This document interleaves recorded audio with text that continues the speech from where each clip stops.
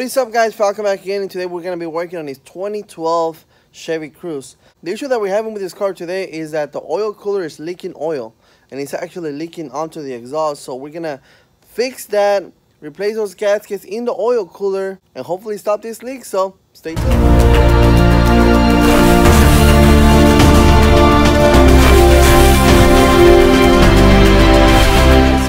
I really recommend you watching the entire video before you start doing this job, because like I said, this is the first time that I'm doing this, so I'm figuring out things as I go along, so I'll be able to tell you, hey, I did this, but you shouldn't do this, you should do this instead first. So watch the entire video. Alright guys, so here we have, there's the engine bay right there. The oil cooler is going to be behind the turbo. This is a 1.4 liter turbo engine, Ecotech.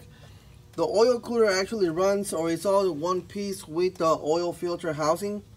So it's going to run behind the turbo. So we're going to have to remove the turbo and the catalytic converter to get to that oil cooler. For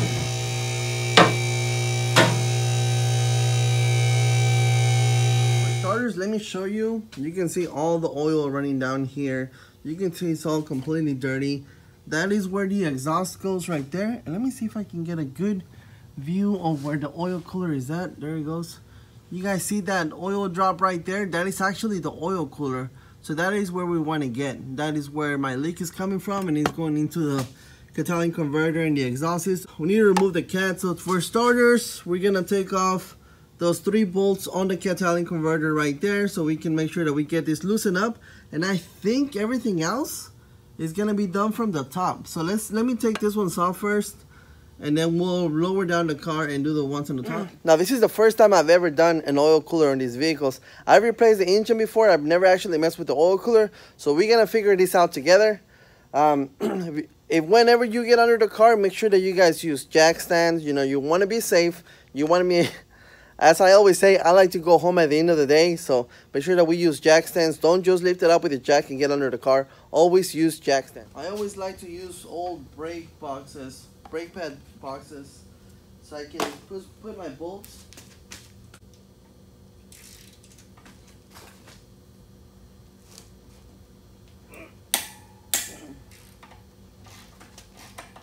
I usually use one for the bottom, like when I'm replacing an engine or something like that.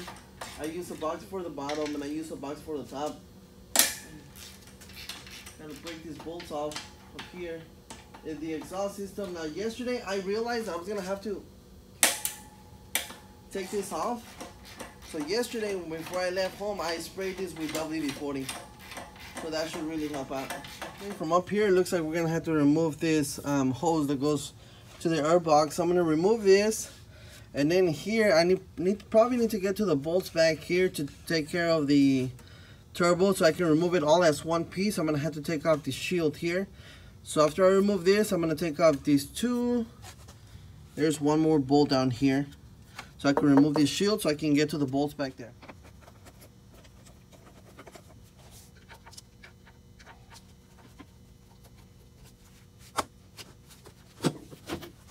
These ones are a E10 star sockets.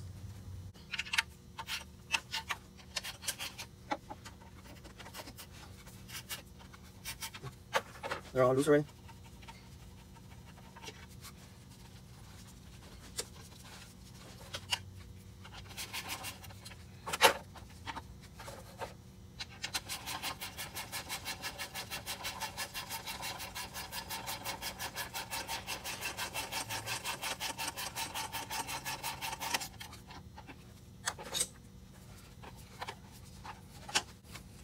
Looks like this thing is on my way too.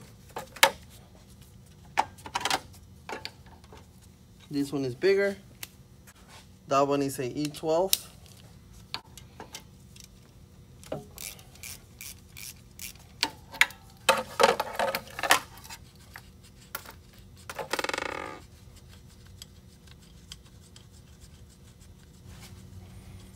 Now I'm gonna have to remove all these vacuum lines that go here. Some of these are hard plastic, so I'm gonna have to be really careful with them.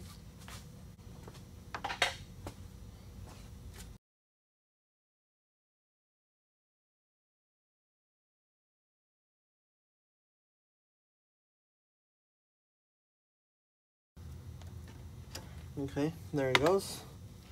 And this little hard line, very careful with it. It looks expensive, so don't want to break anything that we don't have to. There it goes. So these two lines are hard, and we need to move them out of the way so we don't damage them. We have one connector down here that we're gonna have to remove. Now, that connector has a clip, so we're just gonna press it. What else do we have here? And it comes out. There it goes. We're gonna move that one out of the way.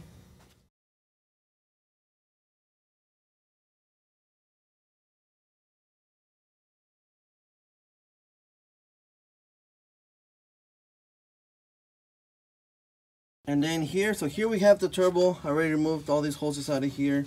The one clip was down there. The other small hard line went in here, so I removed it from there.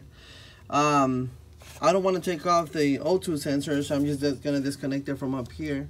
Connectors if I take off this one bolt here, what else? This line I can remove it because it looks like that one bolt is pressing down on this line to hold it in place. I have if I take that one off, I can take this one off.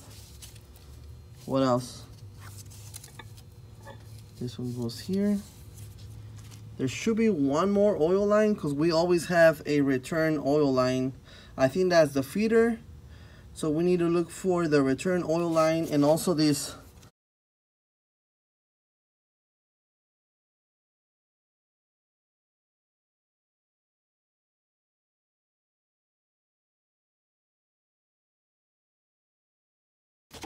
This hose here for this clamp, that hose is the air going into the intercooler, so we need to remove that one as well. So let me remove this one here. That's the next step. Unplug the oxygen sensor and then take this one off. Of course, I have an oil pan down there. Break loose the bolts to hold the exhaust manifold.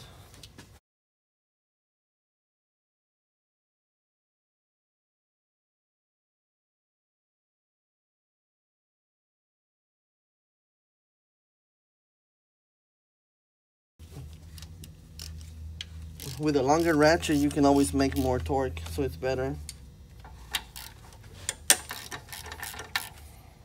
These top ones here are simple. The ones in the bottom are gonna be hard to get to.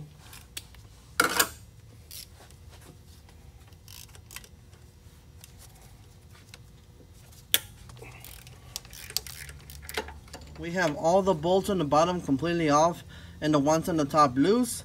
So now, I can't even get the ratchet down there. There's that one. Okay.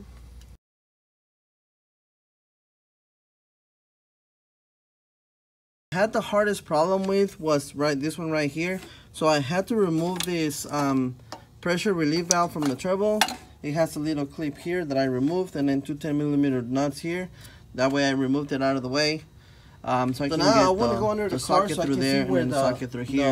Probably when I install this, I'm gonna have to take out this one line, take out the top of the line of the hype there. So I want to go to the bottom and see where it leads to, so I can take it on there.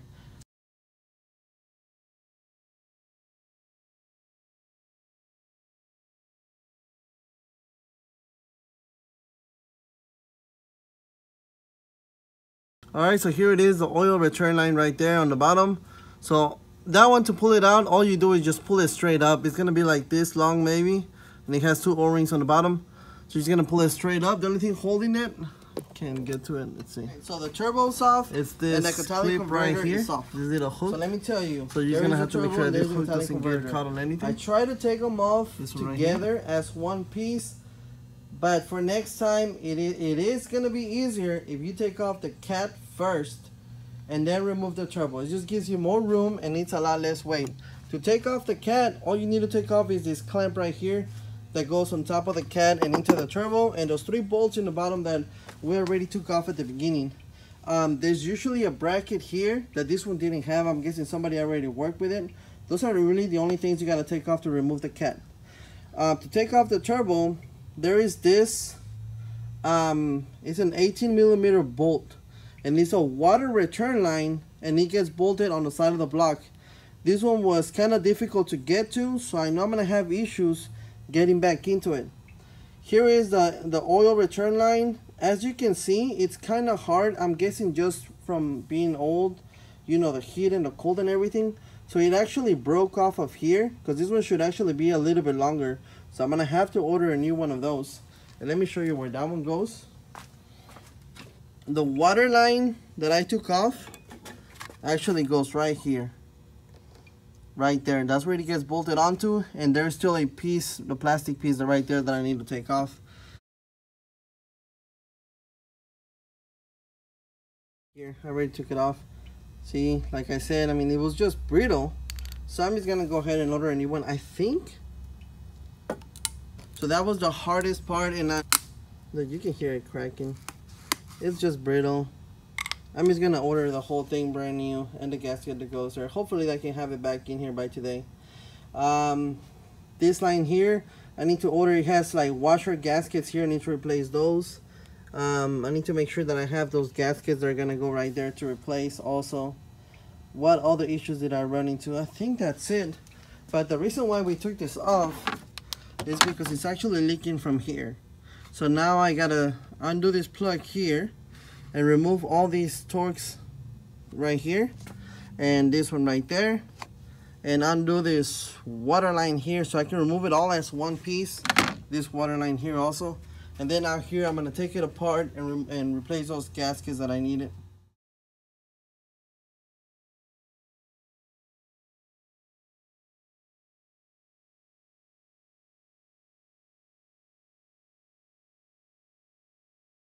So here we are at this point already. I took off the bolt that was here so I can remove this line out of here. There is one water line that goes there. And then here, I disconnected this one here and the water line, this one that goes right there. You guys see it? Right there. There it goes. The water line that goes right there. I took off the 3 bolts that went here like I said. And now if I wiggle it, I can see it moving around now. I have to slide off. All it has is like one tube that goes into the block where the 3 bolts go. So I should be able to slide it out towards me and show you right there. So I have that O-ring right here that we need to replace. And this gasket right here also, where it's actually leaking from, it's like down here. So inside here we have another gasket. So right now what I'm going to do is I'm going to take this off of here, all these 4 bolts. Right here, 1, 2, 3, 4. This is where it's leaking from. So I'm going to take off these bolts right here and I'll pull these apart and I'll show you guys how it looks inside in the gasket that's leaking. Alright, so here we go. This is a T30. Make sure that it's in there. Loosen them up. It's in there. This one too.